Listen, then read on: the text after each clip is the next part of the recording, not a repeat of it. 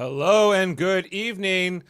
For All Mankind, Season 1, Episode 8, Rupture is over, and it has been since December 6th of 2019, but we're just getting started here for this May the 26th, 2025, as we continue our mission to watch every episode of For All Mankind and talk all about it. I'm Dave Mader, here streaming live on YouTube, Facebook, Twitch, and audio versions, and we once again have our amazing control room panel here to break it all down. Coming to the man who howls at the moon, it's Kevin Millard. Hello, Dave. Hello. Are you the wolf man? Or no, okay, maybe not. Hey, coming in next, it's the man with the fancy 5-year-old rocket ship wallpaper. It's Jody Simpson. He's cleaning his glasses. You know what, Dave? I'm not crying. You were crying, okay? Okay. This wasn't sad. I'm not crying. Go to somebody else. All right, Jody, it's fine. It's fine. If you gotta cry, go into another room, like Karen tells Tracy.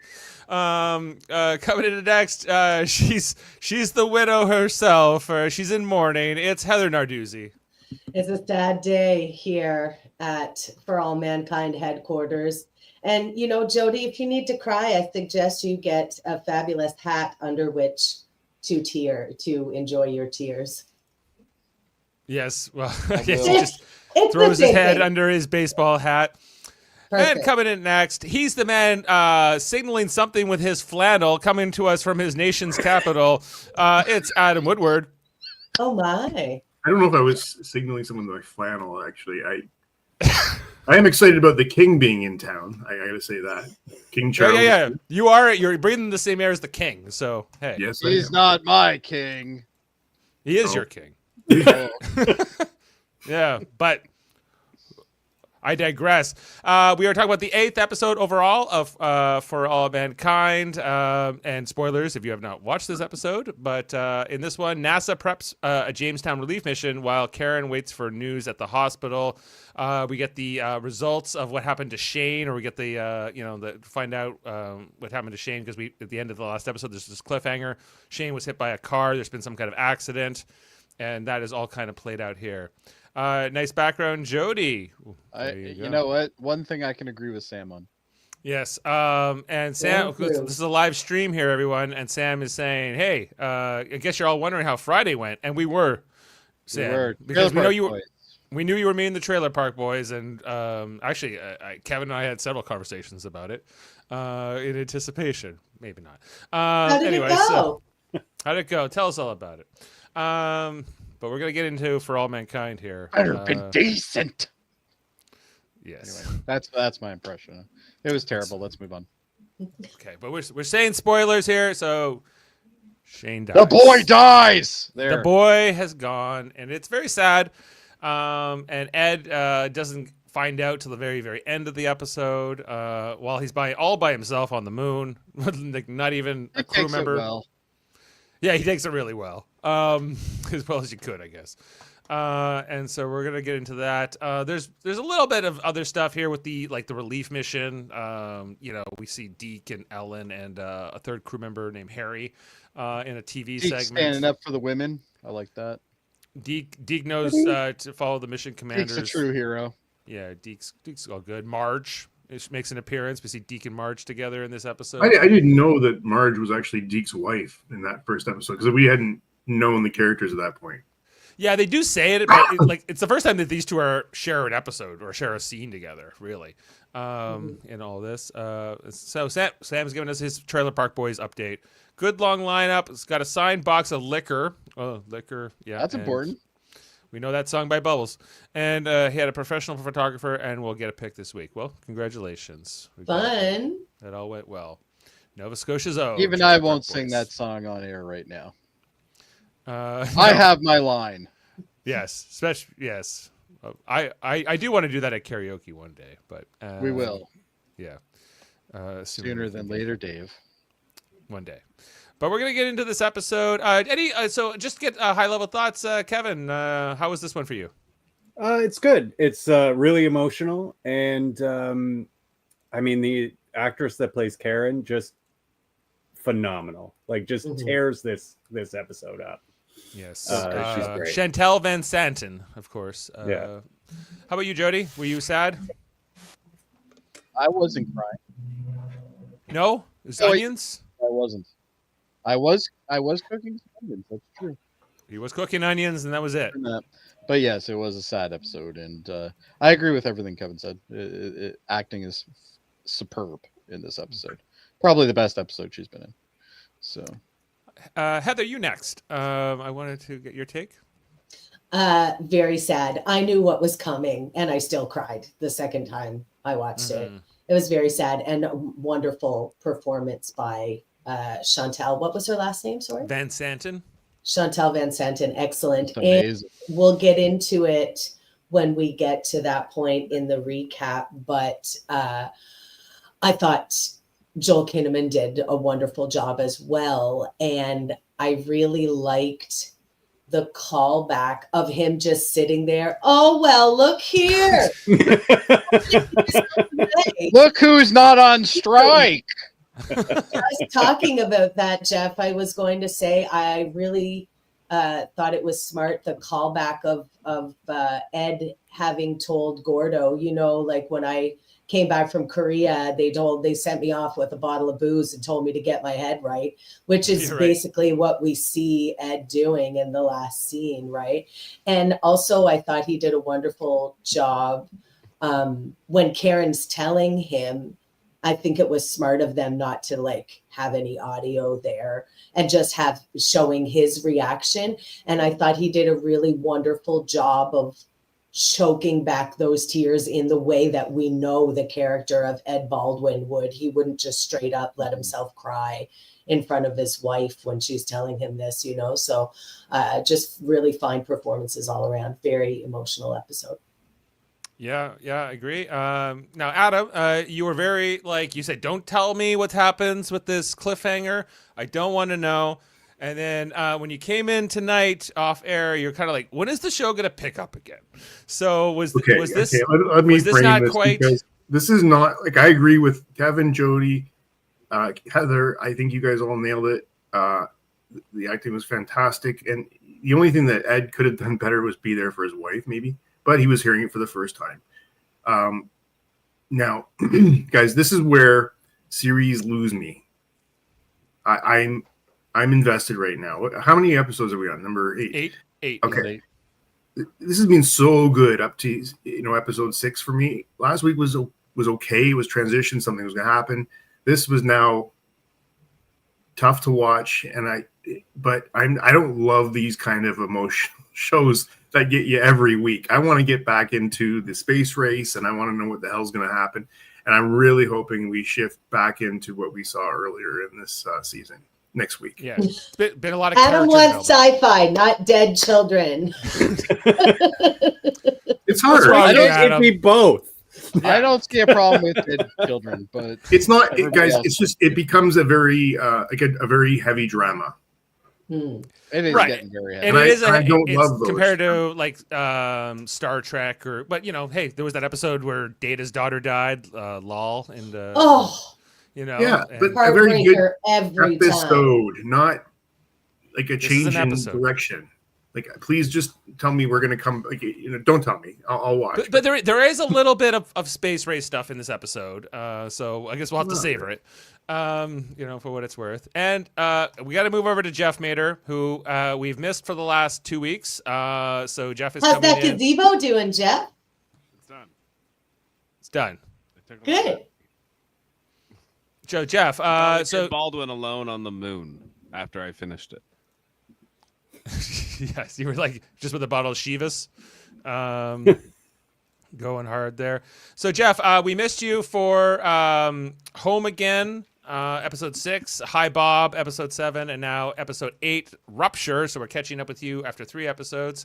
So how's the season going for you? Good. I mean, it's a pretty heavy show. Dead kids and everything, and Dead kids. brain dead. That's a new There term. was only one kid dead. Yeah, only one Dead So kid. far, so far. there's There's always time. hope. There's always Gene Kranz died too.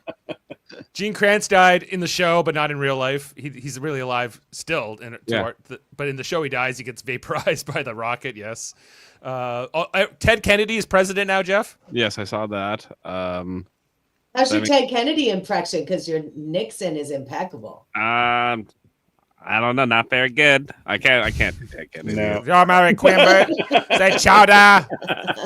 Say it, Frenchie. Chowder. Mayor Quimby. Say it, chowder. What are they doing there on that moon? I don't know. I go southern. I can't do it. That's close. That's close. Well, he's better with Nixon. What can you say? Oh, Nixon. It's Easton. Oh, Nixon. Yeah. More Cold War going on here, Jeff. But yeah, like the history, of course, is diverging more and more as we go along. So now Nixon is defeated by Ted Kennedy in the election, and there's all this other stuff going on with the Ted Kennedy administration. Got some corruption, Jeff, perhaps. They got their Equal Rights Act passed, but they had to sell out some defense contracting to a crappy company in Illinois, created a bad valve, which then killed Gene Cranston and the Reds there, and then stuck Ed on the moon for like a year, basically. By himself. By himself. Seems like not a good plan. Not a good plan. As Tony Stark What could go wrong? What could go wrong here? A lot goes wrong. And we're gonna jump in here. Okay, well, let's get into Rupture as we begin the episode with this bee, the well bee poster here, which is a sign for a vaccination booster. Now, this episode came out in December of 2019, right before the pandemic. Predictive programming. Yeah, there you go. And, I bet there were some conspiracy nuts who were like, oh my God, For All Mankind called the pandemic in episode 8 of season 1, vaccination. Right. And there's also this is they're advertising a rocket ship here. So it's kind of, having a direct connection here to, of course, the space program and everything else. And what Ed does is we here on December 14th, 1974, Karen smoking up a storm up here in the waiting room of the hospital. We even see. I remember when you could smoke in a waiting room in a hospital. Yes, at Christmas, if you're not. And we see here, Karen just going hard here on the chain smoking. One of her nails falls off under her skirt here. As she knows, as somebody who knows about nails and acrylic nails, let me tell you, to pry one off of yourself, you're really coming onto it. She's been like fiddling with this, is basically. Yeah, right? yeah. She ripped it off her own fingernail, basically. Even in the 70s, Heather, like easily, probably like they had glue in the 70s, Adam. It was probably better in the 70s. It was probably epoxy. You probably had like 20 chemicals that would kill you, and it would never come off normally. Contact cement. Yes, exactly. 50% lead. See, I looked at this as foreshadowing of she losing a piece of herself. Oh well, it's a symbolism. Symbolism, Jody. The minute I saw this scene, I'm like, well, kid's dead. That's exactly what I did. I wanted to mention that as well. So, the last conversation, I didn't want to say it last week, obviously, because I've watched ahead and I didn't want to spoil, but when Ed and Karen are scolding Shane for his latest shenanigans, and Ed very formally says goodbye, Shane, at the end of it. The first time I watched her, I was like, well, he's going to die. Sure. Sometimes I kind of pay special attention to these goodbyes now that I know are like the last time they'll see each other. Of course, I try not to reveal that to the panel here as we go. But yeah, well put. And the fact that he was kind of telling his son off the last time he told him, or talked to him, right? He was like, "You've disappointed the whole family." Yeah, but to his credit, that's all they were doing with that kid. That's another telling him off all the time. Yeah. Which actually drove him away from the house by himself. Yeah, he was grounded, but then Karen left, like right after she grounded him. Did we ever find out who hit the kid? No, it was a hit and run. Oh, okay, yeah. So it wasn't anybody that's in the cast then. This is a Saturday. December 14th. Yeah. 1974. Yeah. So we meet the doctor who is talking to Karen, and Karen, she's worried, but she doesn't know how dire this is or how So serious she's this still is. angry at him. Right. And she is. and did he break his arm? Did he like? What did he do? She's more annoyed with him that he screwed up and that he left the house when he was grounded, etc. Right? And the doctor's like, no, this is very serious. His brain is filling up with blood. He's in an operation right now, and he says, well, we have hope that he's young, that he might be able to come out of it, but the doctor's trying to say this is a very serious situation, and she has an immediate reaction, of course, but she quickly tries to put on a brave face, saying, well, you're right, doctor, he is young and he'll be fine and this is all going to work out. So the doctor's like, I could not imagine getting a call or finding out that one of my kids was in a car accident, getting to the hospital and going, oh my God, like, what did he do? Right. Yeah. Right. And then methinks you may be a better parent than Karen and Ed Baldwin. Maybe. I sure as shit hope so. You didn't parent in the 70s. That's It was a right. different time. They didn't know yet, okay? It was the 70s. We didn't know about love and being kind to our children. It wasn't invented yet. It won't be invented until at least 1983. And then so Karen gets brought into this other waiting room that's meant for, I guess, the more serious patients' families, which is completely empty for her, and kind of gives us like this sense of isolation and loneliness for her as we kind of finish this teaser for the episode and we go to our title card. Well, and Rupture. even there, like, I see the cross on the side there, so I'm like, yeah, okay, he's definitely dead. Like, there's no way this is not gonna go this way. The whole episode, it makes you think that. Like, you're just like, that this is not. There's not going to be a happy ending here, and there's not. At the very beginning, when they're first in the hospital, I'm like, okay, she's at the hospital. They're alive. He's alive, right? Yep. But then quickly, it's like, oh no, this isn't good. we're gonna have a slow burn here. By the time we got to this card, Kevin, did you know? Yes. Yeah. Yeah. Rupture is written by Nicole Beatty and directed by Mira Menon. This is the second of her 2 episodes. Savage ladies writing and directing this episode. Really pulling at heartstrings. They're going for it, Jeff. As we then come off of our title card and we go into the episode, an 8-track stereo cartridge. I think it's Waylon Jennings. Hank Williams. That's Hank Williams. Hank Williams, Howlin' at the Moon. We find out it's Danielle who's putting the song on here for Ed over the PA system as he wakes up on the moon. Completely unaware of what's going on with Shane. He is a werewolf. He's a werewolf. He howls at the moon, and that's how it goes. And so now it's the job of Danielle and Gordo, basically, now that they're back on Earth, to kind of just keep Ed company and talk to him, about his mission briefings, his mental health, basically, and those kinds of things. As much as they acknowledge these kinds of things in 1974. She wouldn't like Hank Williams. She had to bear through that. She seems to like it, but they even have that stereo brought into NASA, Jeff.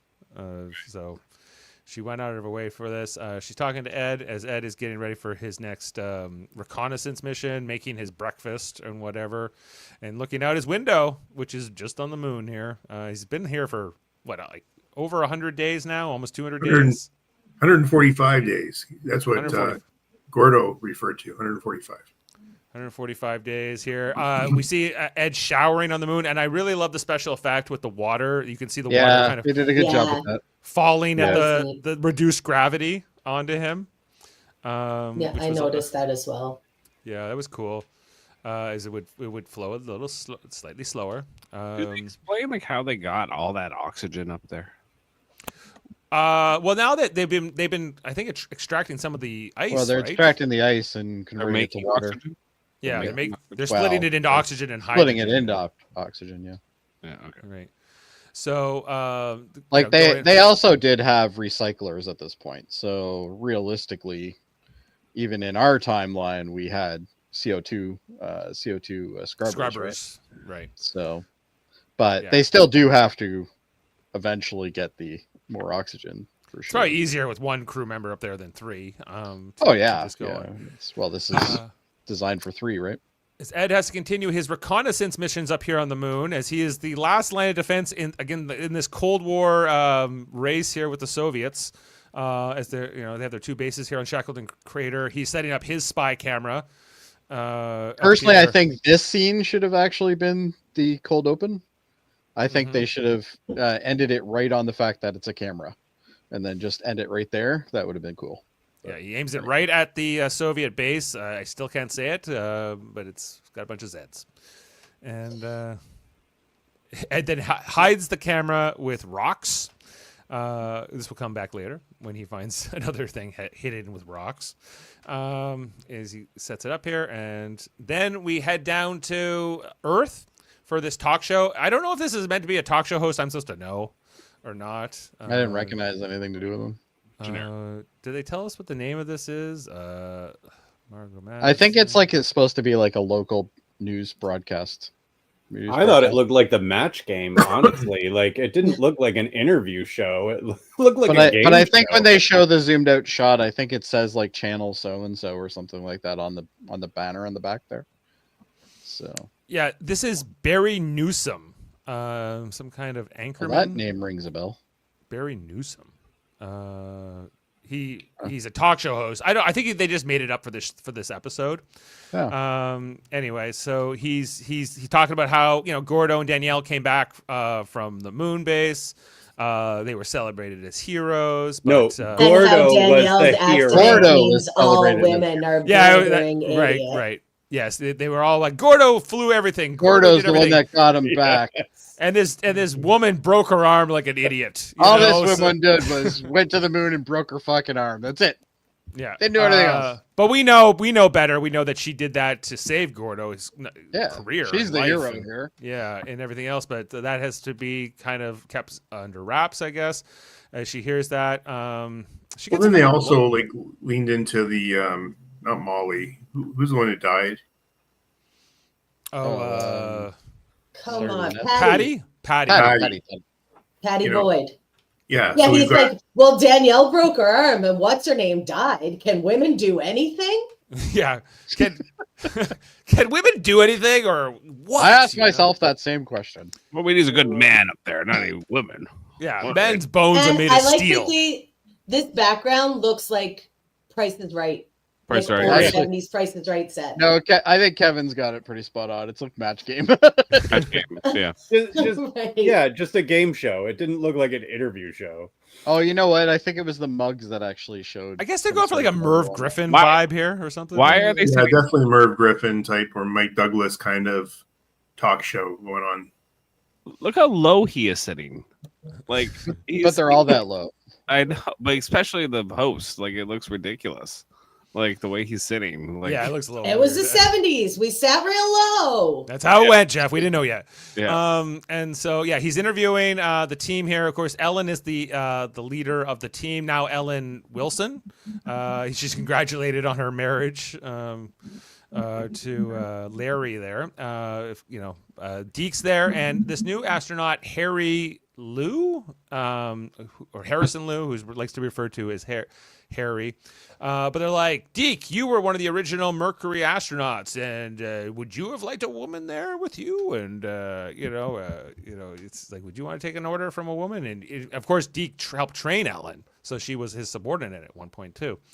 You're conflating though when he asks if women should have been there from the beginning in those original Mercury, he does not answer that question. He does not answer that question. No, he doesn't. No. But he does say that I always like to be on the side of the mission commander or the right side of the. The rule is the mission commander is always right, which is another way to straight up dodge Yeah. the question that he was asked, rather than saying, yes, I believe women are capable and competent and should be there, which we know he does believe because he did this program, but it wasn't his choice to begin with. He was just following orders. And that's Yeah, it another was. way of saying it's the mission commander. So I'm following that. So why Yeah. do you? Remember, though, this is funny though because Deke was given the opportunity to can the program, and That's he's true. the one that kept it going. Right. Good. So why do you think he dodges the question then? Because he's talking to a sexist man about it. Okay. And he's afraid of hurting his feelings or something? No, Not necessarily afraid of hurting his feelings, but I think that then takes the onus off him to be like, yes, I believe women should do this. And maybe he didn't want to straight up come out and say that. So he said, well, I'm just following rules. And then he doesn't have to come out as a feminist, which is a hard stance to take in the 70s when you're being questioned like this. So he'd rather not be I controversial. also think this character is not a liar, and I don't think he would say that he thought that women should have been there from the beginning, because he didn't. That's true. He had to come around. He had to come around on that a bit. We meet Harrison, who also referred to as Harry, and he gives the more like, of course I believe women can be astronauts in the mission commander. I have all the respect for Ellen and etc. So he gives that more standard answer that we were hoping maybe Deke would give, but Deke, Deke's good at Deke. As we go along here, and we see back here in the NASA like astronauts break room or whatever. They then go over to talk about the next limb docking. We have Ellen's team here, and we see the backup team for them at the back of the room. 3 white guys who are not impressed. Who are like, hey, remember when there was no DEI at NASA and we got all the jobs? This new shit sucks, y'all. Yeah. I love exactly what they say. Do you you remember when this was based on merit and not the color of your skin or what was between your legs, which is hilarious because up until this point, it was all based on the color of your skin and what was between your legs. Yeah. Exactly. Only now it's new parameters. Right. Yeah, these 3 guys at the back here. Yeah, they're this is the anti-DEI. I think it felt pretty relevant to today. Considering this was I don't know. They don't look like the right stuff to me, to be honest. No, I don't even know. I don't like. We've never seen these 3 astronauts before this episode, I don't think. But they're the backup crew. One guy says, "We're backing up a senior citizen, a woman, and a Korean." But our buddy here, the guy who Bill says no. Harry is Chinese, and they go even worse or even better or something like that. Not Korean. So there's a bit of like that resentment building up here. Then we go over here to a scene with the psychiatrist and Gordo, where he's talking about, everything that happened to him on the moon. And he's talking to things, his relationship difficulties with Tracy. The psychiatrist trying to dig at what happened to you up on the moon, but Gordo's pretty reluctant to talk about any of it. Even the stuff with Tracy, he's pretty vague about it. He's like, she sends me to this apartment, but I don't understand, and I don't know what's going on. And he's mostly confused and a little broken, I would say. And the psychiatrist says, well, does she want a divorce? And he goes, oh, no, nothing like that.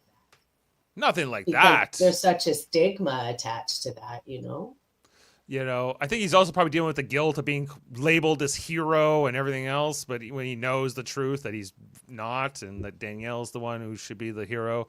But I don't know how much he struggles with that. Maybe not. This guy, I don't know. I think he's appreciative at least, but I don't know. Like, just they keep looking at this magazine. It's got Heroes Return all over it, right? And they keep focusing on that in the scene. So that's why I kind of drew that conclusion.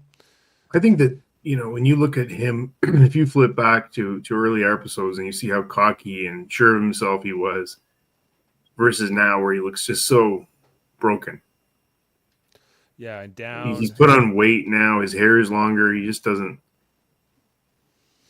have that assuredness. Right. He's having a reckoning, I would say, Gordo. And the psychiatrist tries to press him, but he ends up not really opening up fully. Kind of just looking off here into the distance and kind of internalizing it, a lot of it. It is only session Before, number can you one. just go back one shot there with the Sure. okay. Unrelated to the content of the program, can we just admire the absolutely bonkers macrame plant hanger on the left-hand side of this behind the psychiatrist? Like, that is amazing. Macrame. Get it, 70s decor. It's so cool. Adam, do you remember a lot of that in the 70s? My mother went to classes at the art center to make macrame pot holders. I love it. Those I've were never heard that all word over before. my grandmother's house. Yeah. Macrame? Okay. Macrame, yeah. Macrame. Jeff, do you know about this? No. Okay. Us 80s That's kids because don't there are two 80s babies. They don't know about the macrame. I'm an 80 now. know. No, we don't know. I'm right on. Right at the end. Anyway, carry on. They put the wood pellets or whatever, or Yeah. in there. Oh beads. my god! Yeah. Pardon? Wood beads. It would Wood be beads. yeah. Yeah. We then head over to the Aleda's home, right, where Aleda's father and aunt here are watching TV, and Aleda's doing homework with a fellow student from her school. This boyfriend. She's holding hands and smooching. Yeah, This they're is playing not good news. They're playing footsies, or maybe I don't know. They'll show us footsies, but I'm assuming footsies are happening, and hands are being held, all in the the view of her father and family, who are not very impressed by this. They're being pretty traditional, I think, types. But Aleda's very smitten for her boyfriend here, as her father then heads over to get something from the fridge. They stop holding hands. They're fooling him, as they go back to their homework here. The father looking on, and just setting all that up. Then we go to the Stevens home, where Tracy is working on her popcorn ornaments. She does every year. She's well known for it. Gordo greets her, but she's pissed at Gordo. She thinks he's been fooling around with another woman. She doesn't know where he was. She called JSC. He wasn't there. She's can't account for his whereabouts, so she assumes he's having some kind of an affair. And he's like, "Why are you calling to check up on me? Because you're a lying, philandering cheater, Gordo? I don't know. Maybe you've given me lots of reasons not to trust you, perhaps." Perhaps. But this time he wasn't running around. He was seeing a psychiatrist, which seemed to shock her just as much as if he had been actually running around. Yeah. Was it a woman psychiatrist? Yeah, she's No. like a woman Yeah, is that what she's called now? A psychiatrist. Oh, you're screwing a doctor now. How And nice. he's like, no, it's a guy. And she's like, well, what are you talking about? You're a guy. Would have been funny if she was like, "So you're screwing guys now?" But he hands her the card, which she seems to accept as legitimate proof. Indelible proof that you're not cheating. You have a business card. Now, as the audience, we know he's telling the truth, Yes. But, Tracy. We don't know what he did between the psychiatrist's office and home. Yeah. True. It's not spelled that out for us, but I think But we can what's make an in assumption. again, lack of understanding of what's going on. But I mean, so Gordo's got the courage to go and seek therapy, and But- she's like, "Why wouldn't you just talk to me? Like, what happened?" And she also mentions that he could get kicked out of NASA just for seeing a psychiatrist. Yeah. Mm-hmm. That this is not necessarily something that would be well received by the public or by the space program or anybody. So she's concerned on that front too. And for him to go to therapy does signal, that there's something majorly wrong here. So she tries to, talk to him and reach him here as, the anger has worn off, I guess.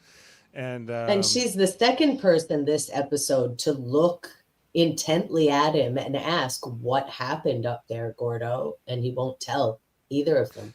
yeah, he still hasn't told her clearly about Mhm. it. She has no idea. And It's so space she's madness. it's space madness. Yeah.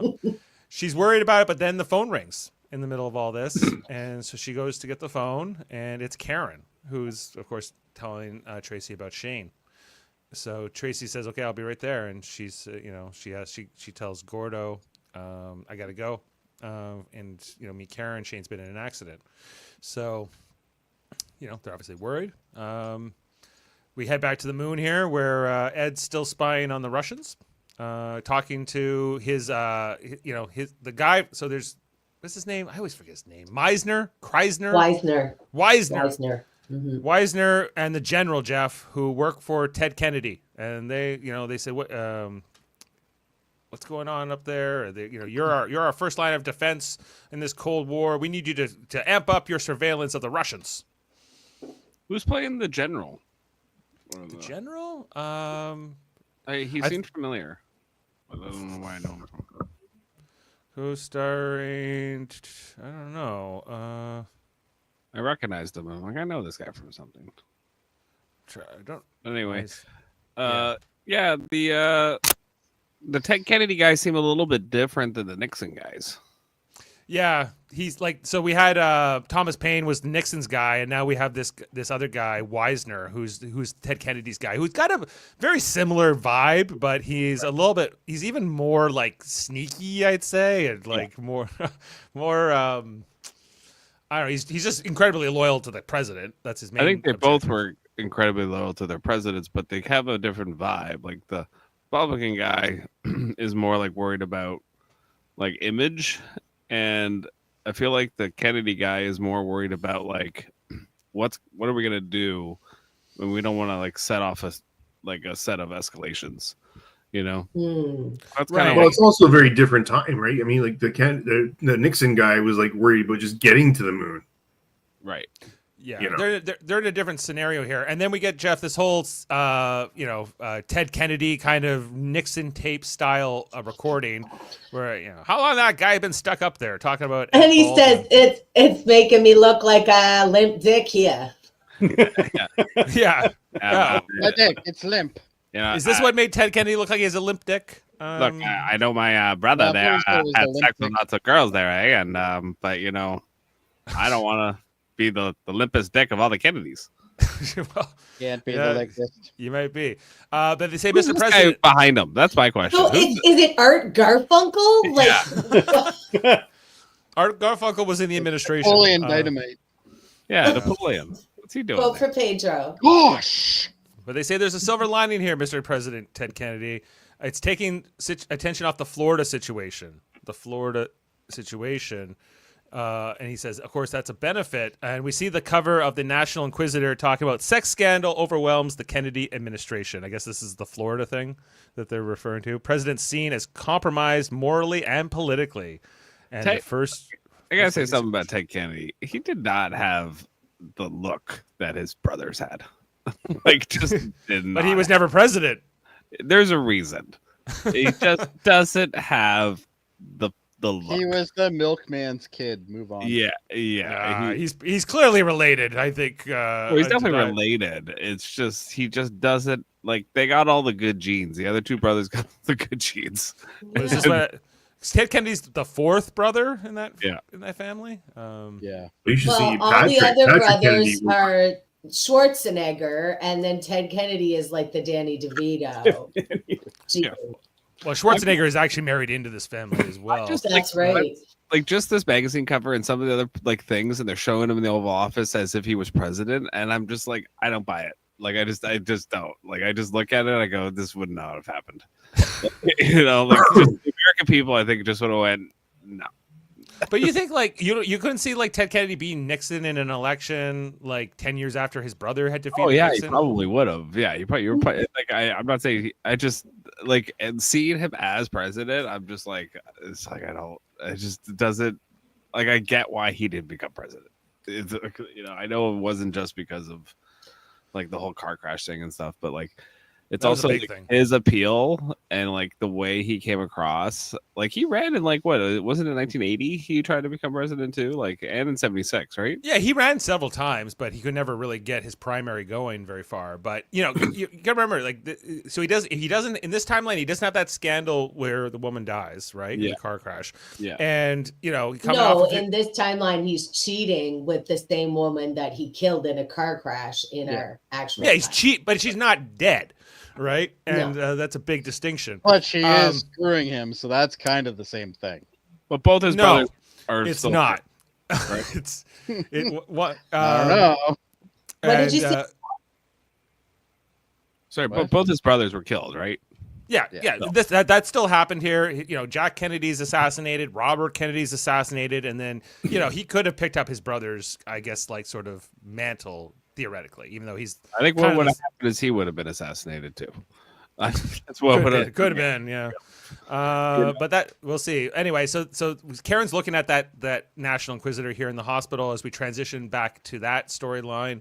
I think she's seen some babies come out here, and she's thinking about her own child. Tracy meets her here at the hospital to console her, and Tracy's really there for her as a friend throughout this episode, starting with this moment. I don't think she's just there for her as a friend. I thought she was just there for her because she's a good person. Like that's how I felt the whole episode. I'm like, she's just like there for her because there's no one else to be there for her. You know what I mean? Like I felt she felt really bad for her in the whole episode. Well, I think she does, but I think like these two are close. I think also their sons are best friends, so there would be those emotions wrapped up in it. And Karen's kind of raising her like Tracy's son too. Yeah.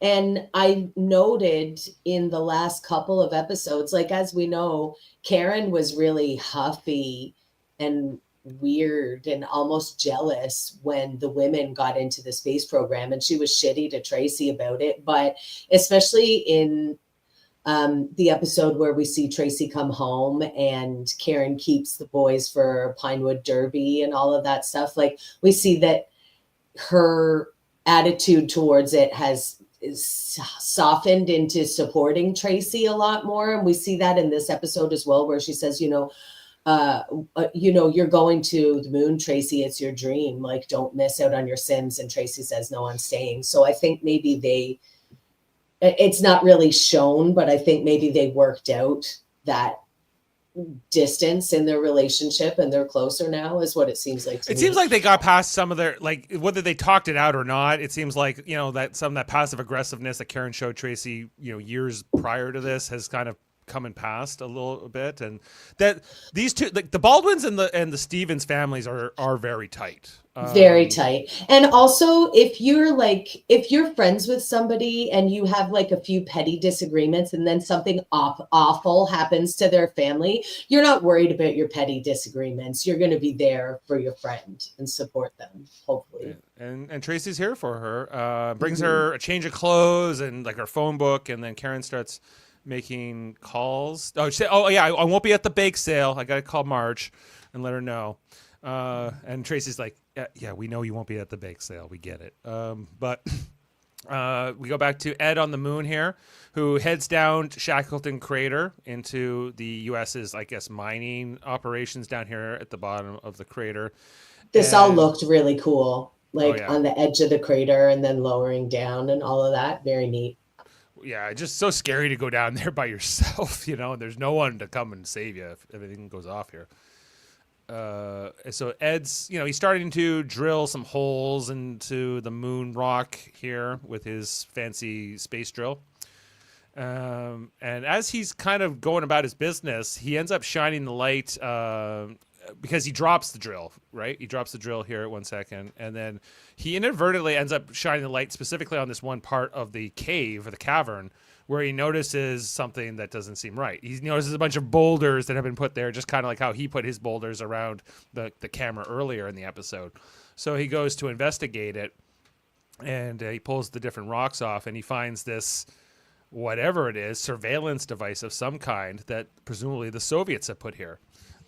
So they've come down here, and Ed is, what the hell is this? Get me NASA command. So he gets to that general and that Wisner guy back on here, and he's like, I've never seen anything like it. They are surveilling our things, and Wisner is all cautious. He wants to talk to the president first so they can decide what to do. And the general is like, no, we need to destroy this thing and get out of here. But Wisner ended up having, he has more authority here, so he overrules the general and Ed. saying, don't touch that thing. Don't tamper with it until we can decide how we're going to handle this politically. Ed being the soldier, the military man, is more in line with the general, but Wisner being the coming to more from a civilian, I guess, point of view, diplomatic point of view, is going to kind of go more about this. But the general, I think, does tell him to step up his efforts. Anything else I missed in this particular section? No, that's good. I just love how paranoid they are of the Russians, even though the Russians have done nothing. Well, the Russians are equally as paranoid. Yeah. Both sides are distrust each other, right? And that's kind of like the whole nature of the Cold War. The whole thing with the Cold War has been always interesting to me because you have these two great allies in the U.S. and the USSR who defeat Nazi Germany together in World War II, and then immediately become adversaries, because they don't trust each other, and then this has been going on at this point for 30 years or so. Right. And I guess this idea of we can't let the other side be the superpower or be the sole superpower. Anyway, so then we end up going back to the hospital. Karen's sleeping here in the lounge. Tracy brings her a drink. They have a little bit of dialogue here, not remembering exactly what it is, but the doctor then shows up to give his news. He's like, normally I want to speak to both parents, but because Ed Baldwin's on the moon, he delivers this news here with Karen and Tracy, where he effectively explains to them that Shane is brain dead. And this is a new term. In 1974, this wouldn't have been as common. It was somewhat. They just started talking about it in 1968 as a condition. So. Right. So this is only 6 years into it, and Karen doesn't understand it. But the doctor says, well, he's not coming back. He's alive with machines, but he won't live without the ventilators and things like that. And it hits Karen very hard. And she eventually, I think, she has this moment of like introspection, but then she says, I want a second opinion, and I don't believe what you're saying. And the denial and the stages of grief are really kicking in here. So the doctor is kind of sent packing here, and later for her when they do get the second opinion. I like how they just have the sound go muffled and she just hears like a ring, like tinnitus. I find that a really effective way to illustrate. I've certainly felt that way before. I don't know if any of you have, but when you're just like, you can't comprehend what's happening. Everything just kind of feels like cotton in your ears. And so I thought that was very effective. And they just zoomed in on her face and had everything kind of close in on her, Yeah, no, absolutely, and I can relate to that. And props to Tracy. Tracy's just like, you're right, Karen. We do need a second opinion, and she's gonna get hit if she. Yeah, she plays it perfect, I guess, as much as you can in this situation. Call Deke. Deke knows the best neurologist in the country. She'll get him here, so they're gonna pull out all the stops, right? So Tracy gets on the phone with Deke. And then Karen goes to look at Shane in his hospital room here, just to sit with him and hug him, and kind of more come to this idea that he could very well be dead now, and that she has this news, but she hasn't accepted it fully yet either. We go over to Margot's office. Margot, now flight director, of course, after she blackmailed Wisner there with her manifesto, and they're talking with Deke, Wisner, and Buzz Aldrin, the head of the astronaut program office, to talk about should they tell Ed or not. And the only one who wants to tell Ed is Deke. Margot and the rest don't want to. And there's kind of this debate, Ed's on the moon by himself. Buzz Aldrin says, I wouldn't want to know if I was up there and something had happened with one of my kids. But Margot, I guess, has the wisdom to say, has anyone asked Karen what she thinks and how she wants to handle it? Why it's nice to have a woman in this role, because she thinks beyond the guys. The guys are just bury their heads. Don't want to deal with it. Actually, Deke did, but Yeah, because when Margot suggests this, like they look at each other like, "What? We had never What? thought of that." You know, I don't. You know, I guess that's the right way to go. Like, leave it up to Karen because it's a family decision. But What does this panel think? What do you do? Well, I guess that there's two schools of thought. If you're Ed or if you're everybody else. You know, well, would you want to be told or would you not want to be told, I guess? Or, you know, like I would want to be told. But what do you do Right. with someone like Ed could really die because of this news? right. Because he's on the moon. So what do you do? It's a really interesting question whether to tell him or not. I lean more toward Deke, and you have to tell him. Like I do too. I see the quandary here, the conundrum. However, what they didn't anticipate was the containing it. Whether it's media or whether like somebody else is going to find it, and you do not want Ed finding out the way he found out. No. Yeah, the Russians first to the Russians- news as well, not just to the moon, but first First to give him the news. Yeah, they like to be first. Yeah. But this is the thing. I agree with their decision to honor whatever Karen's wishes are. Of course. But as if I were Karen, as soon as that reporter was in the hospital trying to ask me questions, I would tell him because I would know there was no way he wouldn't find out. Right. Right. And I would rather tell him. My only question here too is like, would it be like if Gordo and Danielle were still up there with Ed, would the decision be different? Would you to tell him like would I think so. I think that you could, because just right, you got a guy by himself who could die, or maybe it was Kevin said it. Like if he does something wrong now, he's got his mind somewhere else. He's not putting a pipe or a hose in the right place on his body if he's going on a walk. Like, things are bad, and they kind of need him. I think they need him to land the next crew. They need him to fight the Soviets. Yeah. He's the last line of defense, against their spy stuff. Yeah. Anyway, those extremely considerate Soviets. Yeah, very considerate. For Would comrades. the Soviets tell their astronaut? Oh, for sure. Probably not. They're very. I think the Soviets are.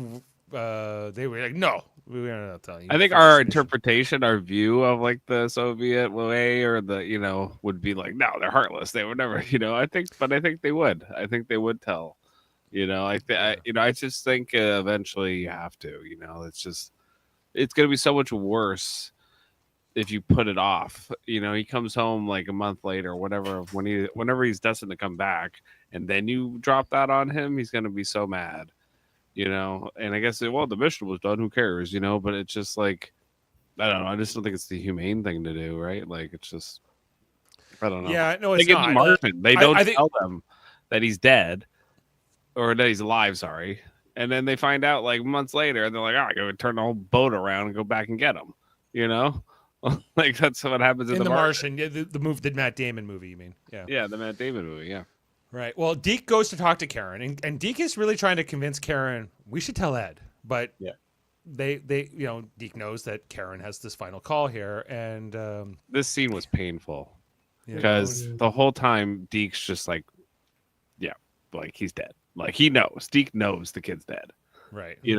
Like, but they're trying their best here with Karen, and under the circumstances. And a couple times, Deke looks over to Tracy and Marge and goes, "Okay, I guess this is kind of he's like, we're not going to work. I'm not gonna get what I wanted here." Just get Deke's like, "I'll get you the doctor. He's coming to do his examination," and just a lot just done on this actor's face who plays Deke, to the gravity situation, and so he eventually says, "Okay, Karen, everything's gonna be fine. I won't tell him." And there's this hug here with Tracy and Karen, where Marge and Deke then head out of the hospital. And like I said, this is the first time they ever share a scene together. Adam didn't even realize they were married, but yes, they are. And she says, puts his astronaut pin on him, and so happy he's going up into space. and wishes him well and says, go to the moon and all that, right? Am I missing You know anything? what else I think that's becoming a reality for these guys is now they're also realizing they don't only have to worry about what goes up on the moon or on the space station or the moon station. It's like what happens now with their families.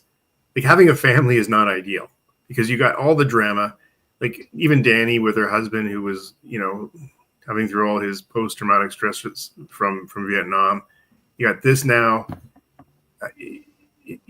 It's the mental stress that's worse than the equipment or the conditions. It's amazing. Yeah, well, these and this is kind of true in Star Trek too, where people these emotional relationships between the people, the characters that we watch, sometimes are much bigger than the story and what the mission is and everything else, right? Like those are the things that really end up mattering. The friendship between Kirk and Spock. This was an episode of House tonight, or like not even like ER, or like this was a medical drama episode tonight. Like this was very little. Exactly. This is going the wrong way, Jeff. Yeah. I love medical dramas. Maybe that's why it works better for me. Anyway, so then we have a scene here with Aleda who goes to see Margot in her office. She apologizes for being late. Talks about how she had to run all the way because she missed her bus or something like that. And she asks Aleda about her necklace and about the hickey on her neck. And the fact that Aleda's got the boyfriend now. I think this is... What's her name? Sorry? Aleda? Aleda? With a D? Yeah. Aleda, yeah. Aleda, okay. Not Aleida. Aleda. Aleda Rosales. And she's kind of saying to Aleda, like, you want to be the best. You can't. Well, I don't think she says it at this part of the scene, but, that you don't have time for boys. You got to be the best. Couldn't they have introduced this character in this episode? Did we need all those other scenes? Yes. We needed them? Okay. All right. We needed it. Well, they're setting up character development, and I don't know. Like, I know you were like, why are we watching this whole other thing? But I just didn't need like 10 scenes with her dad. Like, I get it. Like, But the character is going to go on beyond this. I get that. I understand that. Is her dad going to be in a lot of stuff later? No. Okay. All right. Anyway, so Margot gives Aleda a letter from the Kennedy Math and Science program, and she found out she's been accepted on 2 advanced tracks. Aleda. Who said that? I wanted to see if that worked. It did. That was my grandmother's name.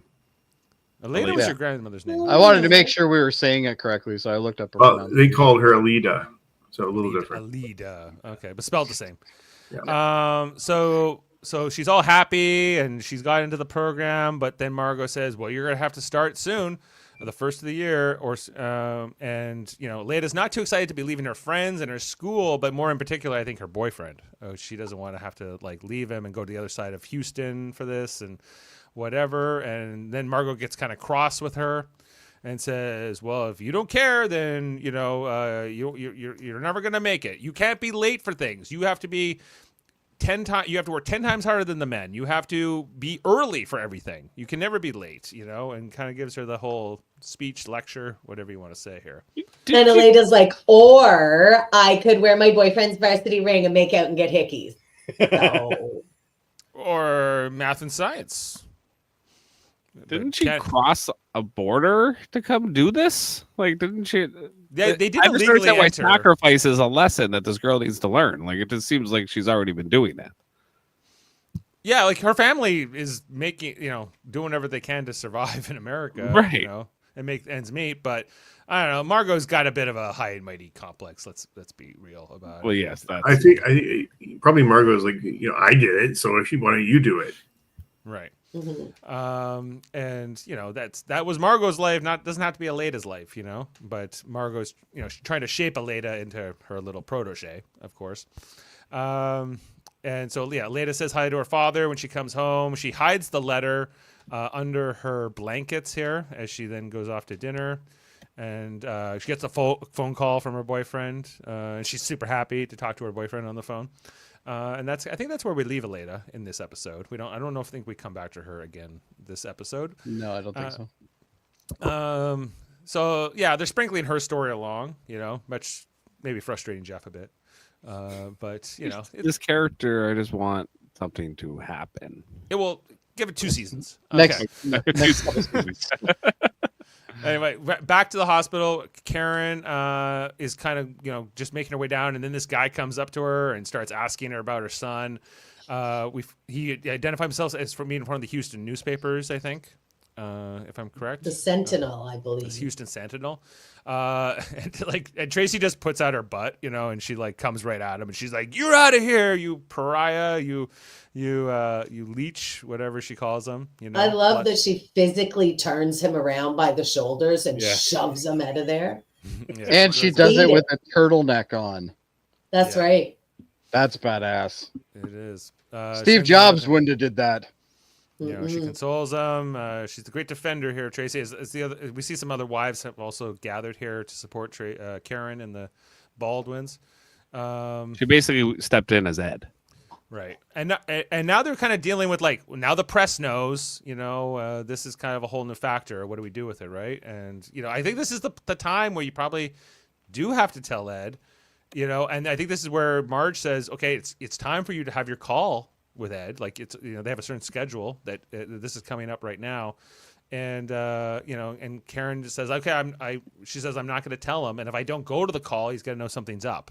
So but I think this is probably the time especially with that press thing being part of the mix. Is you definitely should. So she ends up having this call with Ed. And, he's asking about Shane's basketball game and what happened and who won, and Karen's doing sort of her best to fake her way through the call.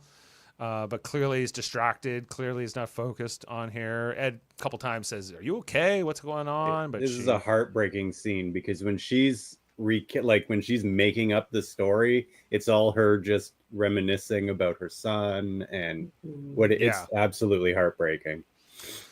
It's a tough one. It's a tearjerker for sure. But it's also the other side of Karen, and you see it at the end of the episode when she starts planning the funeral, where she goes into this psycho kind of I got to get over this mode, and just focus. I remember after our grandfather died, Jeff, Grampy, right? And I woke up at 4 a.m. and Mom is coming in and tearing my room apart. I go, "What are you doing?" She's like, "Grampy died last night. We have to go to the funeral right now," know? And she just went into this sort of driven, focused mode, right? And that's what Karen does a lot here. That's how she copes with stress. And it just by focusing on the next task, I think, effectively. Yeah, that's all you can control, I guess, is the mindset, right? This is all I can do, so that's what I'm gonna do, right? Type thing. But I think most normal people are like Tracy, where it's just take a minute, give yourself a moment. Allow yourself, but that's not the way Karen and Ed, I think, have operated. Karen rolls, right? And then a lot of people don't, right? In that moment, right? I guess you don't know until you're in it, right? And then, and these guys are used to being able to, they can essentially make their own reality. That's what they're doing essentially, is just this is exactly how everything is, and that's it. And now this tradition has been broken, and she can't control anything now. She's got no control, which is something she had tons of. Everything in life was being controlled by her, by the looks of it, as well as him. And how much time was spent because of her son, whether it be driving him to practices or going to practices or PTA, that's all gone now. And now it's a reality that she's all alone, truly, because she doesn't have anybody now because the other guy's in the moon. Yeah, and she doesn't have her son, so it's who she got? Tracy? That sucks. That's the way she probably looks at it. Well, Tracy's off to the moon pretty soon herself. Exactly. So then who she left with? Gordo? Yeah, Tracy's about to leave. Gordo's probably not going to be the best help. Gordo's already been there, dude. Come on. This is an absolute heartbreaker right here, where she says, "Have I done something unforgivable?" Yeah. Karen's driving home. She asks that to Tracy, and does Tracy give an answer? I don't know. Why is Karen allowed to drive? So. Yeah, that's 1974 though for you. That's Knowing like, Karen, why- she's Probably is also Karen drunk. able- It's fine. It's the 70s. Yeah. Yeah. True. We don't know yet. We didn't have So- seatbelts, and everybody was a drunk driver. It worked out great. Right, but that we see that this news has hit the American media. Baldwin's son in hospital. Even Baba Wawa knows, and it's spreading out here. Margot gives this whole speech to the NASA Control Center, like, okay, we talk to Ed every day, but we can't tell him anything here. We've decided we're not telling him, and we see here Danielle and Gordo having their little conference here talking about this, and then Margot calls them out. Do you have something you want to share with the class? And they say, yeah, we don't like this. We don't like having to lie to Ed. This is not right, you know? Can you go back one screen? I found typos. 15 and 16 should be cryo, not Cyro. Up here? Oh yeah. Two. Yeah, see that? I love Cy- finding a typo. Cyro. That's two of them. Way to go. Well, And Maybe they have also, another I want to system called say Margot looks awesome in this hunter green pantsuit. She means business. She does. And Margot puts Gordo and Danielle sort of in their place, saying, well, you want to be all high money, but this is what his wife wants. This is what, and Gordo's like, Karen wants this? All right. Well, and Gordo has no real retort to any of that. Their demeanors change when she said no, he found out that Karen's wishes. Karen's like for this. He's like, ah, shit, I can't fight this one then. Yeah, he kind of Yeah. gives up right there. But he was not too cool with it either, heading into it. I don't think Margot is either, really. Like, No, like I don't think any of them want like this, Yeah. but like it is what it is. So they're all trying to deal with it. And then we see here Ed, who's doing his little rowing machine up on the moon, getting his exercise. Something comes through the dot matrix printer, I guess the fax machine here on the moon. I gotta love those that style, and it's from the This Russians. is so unrealistic because anybody who owned one of these knows that you wouldn't even get a whole page out before it started scraping. I used to have one of these printers. I remember these things. Me too. Deepest sympathies about your son from the Soviets sent over here. And so Ed calls up Gordo to say, I got this message from the Soviets saying deepest condolences about your son. What the hell are they talking about? And, and Ed's kind of getting really upset here. And Gordo has to kind of not tell him the truth, kind of has to go along with this. So NASA has no firewall for this? Like, Apparently, yeah. hey, It's people not- can just hack into their data streams and just send shit to the space station. Something- That's Do you think Right. did the Soviets do that to be dicks, or did they just No, not even- I think they Did actually they- mean to be kind here, but because they Right, don't but- know that Ed doesn't know. I don't think it's from the Soviets. I think it's from the other astronauts. On I agree. The moon. I agree. Well, they're Right. Soviets. But- I agree So- with you. That's probably who it's from, Yeah. but it's also like wouldn't like if it was the other way around, like would Baldwin just send a message over to them, or would he kind of like I don't know? Wouldn't there be some sort of back channel communication about? he's this? gonna Like, send a message, Jeff. Don't you wait. He's gonna get out his little pickaxe or whatever. He wondered. So because Gordo's not corroborating this or not telling him the truth, Ed thinks that the Soviets, the Russian astronauts, cosmonauts, whatever, they're messing with him somehow. That this is some kind of psychological warfare. Yeah, this is part here where Gordo just has to look up at Margot and go, "What the hell? Like, what the hell did I just have to do?" Right? why do you look like a Christmas tree? It's Christmas time. The- Hunter Green pantsuit. You can't mess with that. Listen, you don't know about fashion, Jody. This is 70s fashion, power suits, serving flight director Margot Madison. Yeah, absolutely. It Here's beats, my pants. It matches the console. She didn't get that pantsuit by playing hickey with her boyfriend. All right. That's right. She bought And her that's own why pantsuit. she's wearing a green pantsuit now. It's not as good as the brown pants and brown tie that Gordo's got, I guess. But anyway, Ed is pissed. He's not too happy about all this, and then we go over here to a scene with Karen. She's getting a coffee. I wish coffee cups came with that little handle still.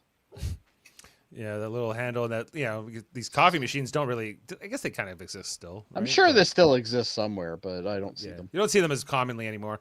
Anyway, she's very out of it. She's kind of unfocused. We're kind of cutting in between the scene of her in the hospital and Ed up on the moon, who Ed decides to go find that surveillance device that he found earlier that he was ordered not to mess with.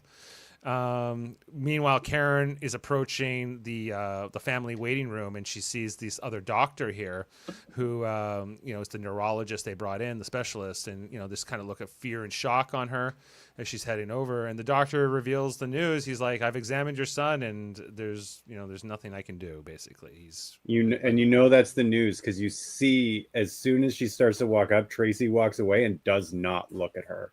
Yeah. Yeah, it seems like the doctor gave Marge and Tracy and the wives that news first, and then He Karen definitely did, because when she walks in and you see them all standing together and they look up at her, everybody knows at that. Well, look at Marge's. Yeah. Like she's got her mouth on her mouth covered, right? Yeah, exactly. So, and then Ed, who doesn't know yet, but he's finding that Soviet device, pulls it out of the cavern here, and pulls out his little So pickaxe. correct me if I'm wrong though, but earlier in the episode, he's like, I don't really know what it is, but it's probably a communications device. Mm-hmm. Well, if you don't know what it is, why would you take a pickaxe to it? Like it could be compressed gas or something. Because he's And you could be pissed. shot off Doing the goddamn moon. He's Yep, doing therapeutic smashing, Jody. Okay. It's Rage validated. I'm totally already- for that. They already killed a kid in this show. I thought they were going to kill him right there, and she was going to be left with no one. Yeah, Really? yeah. I was at that point too. Yeah, well, Ed starts whamming on this thing with his little prospector tool or whatever it is, and rock hammer. That could have been a prototype device to be able to like convert, ice to oxygen or something. Whatever it was, Ed doesn't like Gone it. now. Gone now. He could have went up like a Roman candle, man. That was He such a didn't care. bad move. Don't fax him about his son. I He's never not good. understood this trope though. Like, I mean, I get it. This is his character, but why is it always I gotta break some shit? I'm angry. I gotta break shit. It's how Toxic Bulb masculinity is why. Right. Why can't they ever just in the be 90s? sad? Like it's just. I think 90% of people would just be sad. Not angry and like God. Well, he doesn't know about his son yet. He thinks yet. the Russians are fucking with him. Oh right. Okay. Sorry. Yeah. And he's all been alone, and he's had a rough time here on the moon. Remember, and everything Right. else. And we've noticed that Ed Baldwin is not like super in touch with his emotions. No, it is his so character. I would say most of them manifest as anger. How dare you, Heather? This man is just an emotional magnet. yeah, he's Yeah, when he Very- lost Patty, he He's was so ripping the supportive phones of off. his son and He- everything. Oh, yeah. Like in Inside Out, Lewis Black plays anger. That's basically Ed Baldwin, right? Like he's Yeah. just like, Yes. oh, he's just More or pissed less. off. More or Yeah. less. That's his character. Anyway, so the sad part is Karen then, now has this news that there's no hope for Shane. She goes to his hospital room, and then she shuts the blinds, and we don't see the rest of it, but we hear her crying and sobbing. It's very This was so Do you think she pillows him? sad. She what? No, I think she she doesn't pillows pillow Jody. No. So, it was very sad.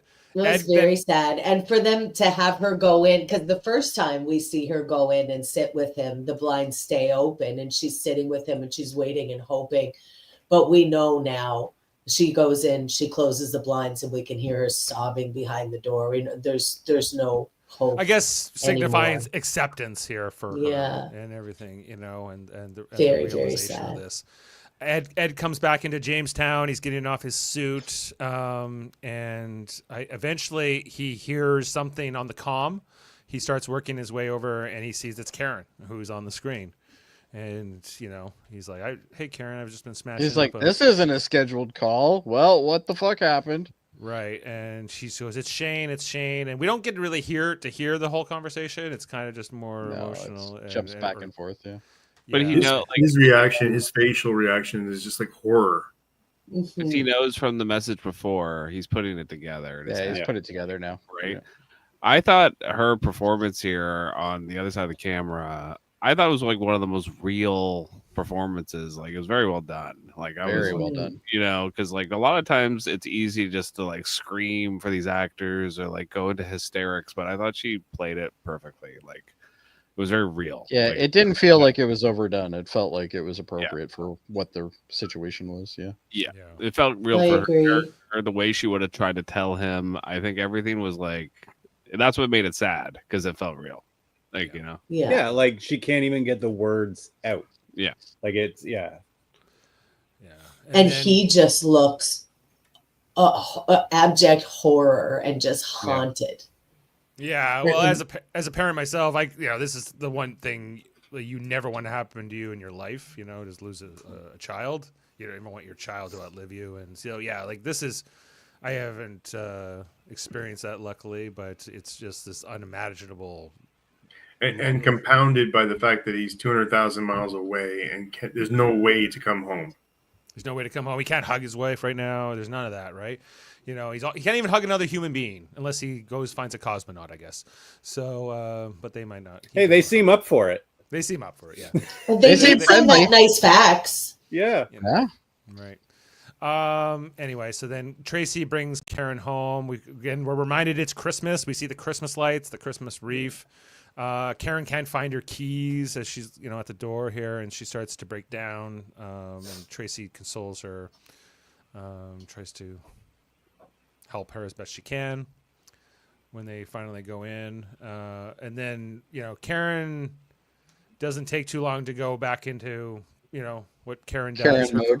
Karen mode, where she's looking for the legal standings for where Shane can be buried, because Ed wants to put Shane into Arlington Cemetery, but because Ed is only a captain and not a flag officer, that wouldn't be allowed. And so they're trying to figure out if there's special dispensations, and Tracy trying to calm Karen down and say, you don't have to do that right this second, you can take a minute here.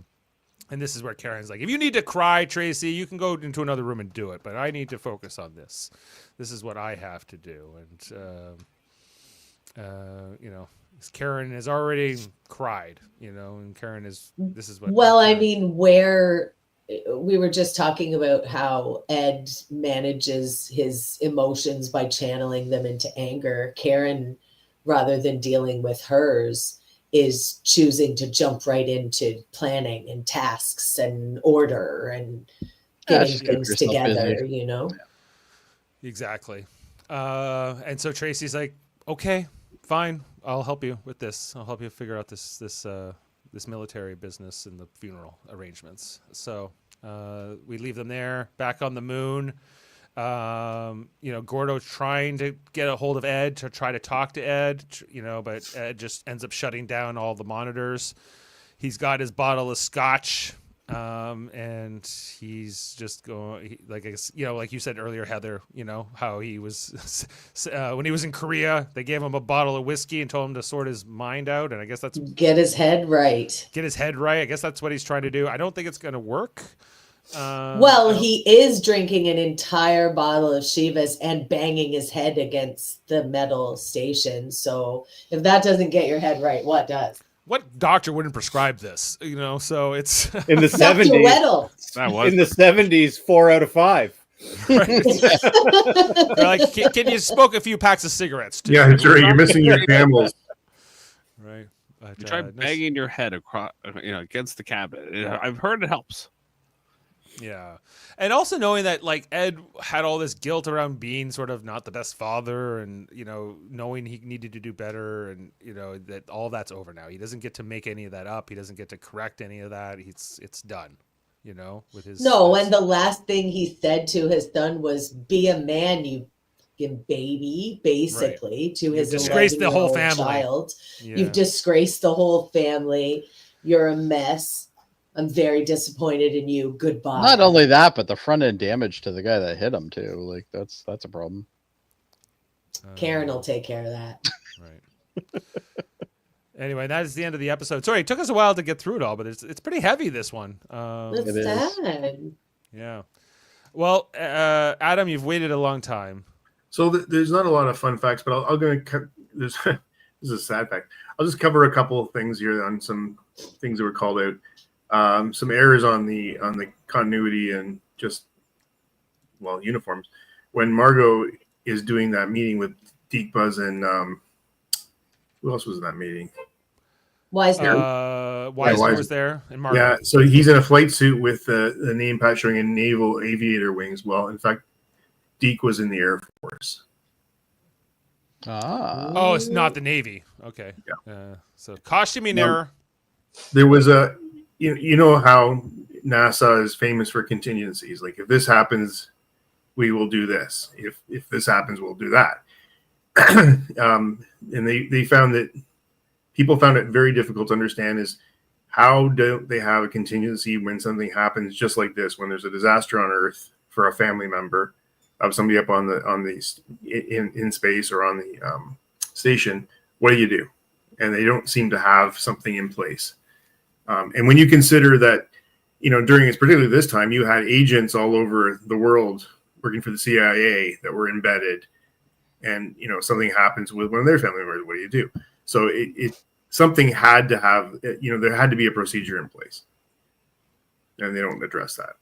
Right. It seems like they're just winging it throughout the episode. Yeah.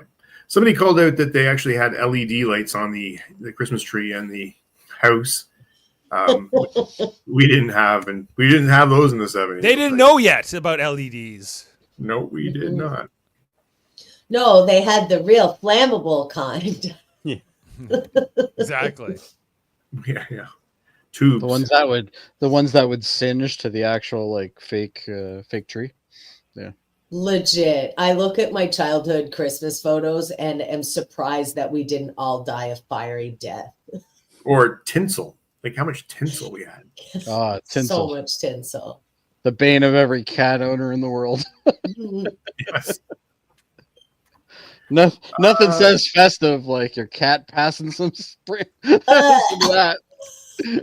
Some sharp metal pieces.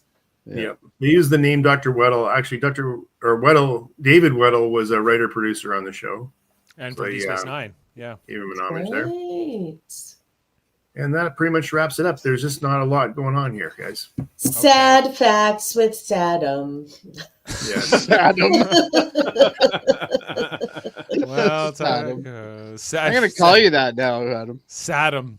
Only for sad episodes. Yeah. Well, I was reading about how psychiatric care was regarded in the early 70s too. And it's kind of funny because we just came off the Bob Newhart episode, right? And he was actually a psychiatrist on that show. Oh yeah, that's right. And that was like a big joke, and he shared all his patient secrets with his friends and all that stuff. But in fact, it was not regarded very well, or you're weak. Even Tracy, how come you're talking to a man? You're a psychiatrist before you're talking to me. Like it's a very different time. Well, and yeah, obviously, going to all that, and then Scientology hasn't really come along yet to go anti-psychiatry. Yeah, but even, the space program is so young, you don't even know what the mental effects are on people, and true, they're just all dealing with all this new stuff right now. So there's no effects. You just drink a bottle of scotch and hit your head a couple times. It's fun. When I was in Los Angeles, I just was walking along the street. I go into this thing, it says the American Museum of Psychiatry. I go, that's interesting. They would have a museum. And I get in there, and then it's like, going through the tour, and it's like this, it's like the dungeon of evil. And it's like talking about psychiatry and how they will do all these horrible things. And at the end, they're like, you want to join the Church of Scientology? Was like the pitch. Elron, gotcha. Only you would run through that. Yeah. Yeah. Well, I didn't know yet. It was the 2011. I guess I should have known. But anyway, let's get into our ratings. Okay, Jeff, we're gonna need to catch up with you on a couple scores, including Home Again and Hi Bob. I don't know, do an 8, and then do a I don't know, like a 7.5 is good. Okay. And how about this episode, Rupture?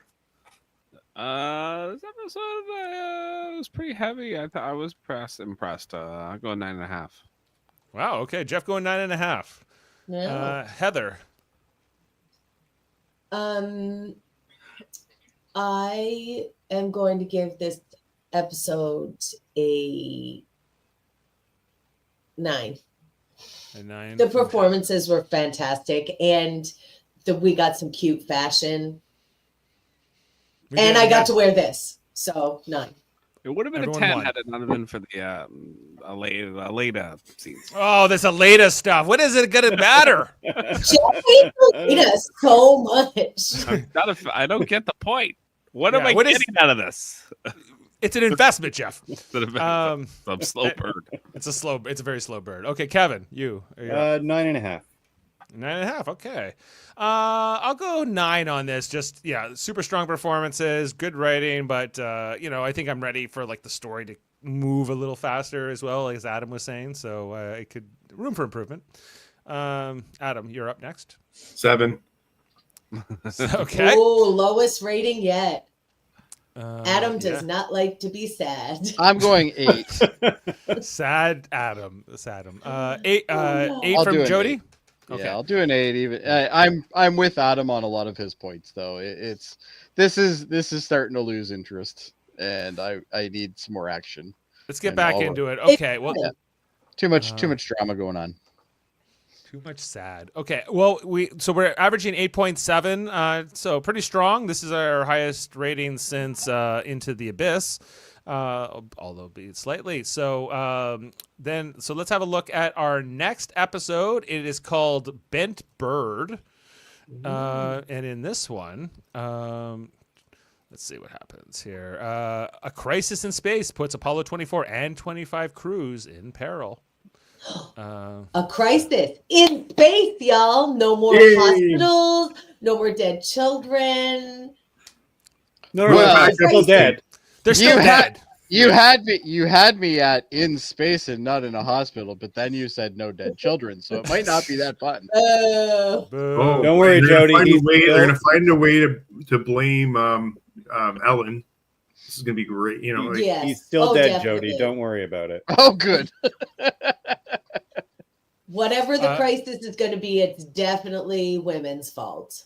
Yeah. And if I recall correctly, I think Obviously. this next episode deals with the Soviets a bit more, the ones on the moon specifically. So we're going to see more. of Sending that. faxes and getting their mystery communication machines. And Baldwin be like, pickaxed I'll to show death." you a fax. Here it comes. Yeah, screw your dot matrix printer. Yeah. We don't like that. All right. Well, so I think that wraps up our review for tonight. Thanks to the whole team here. Always a pleasure. Make sure to check out on Thursdays. We like to do reviews of Star Trek The Next Generation. I will not be on this Thursday. Jaemeel Robinson will be guest hosting for Up the Long Ladder.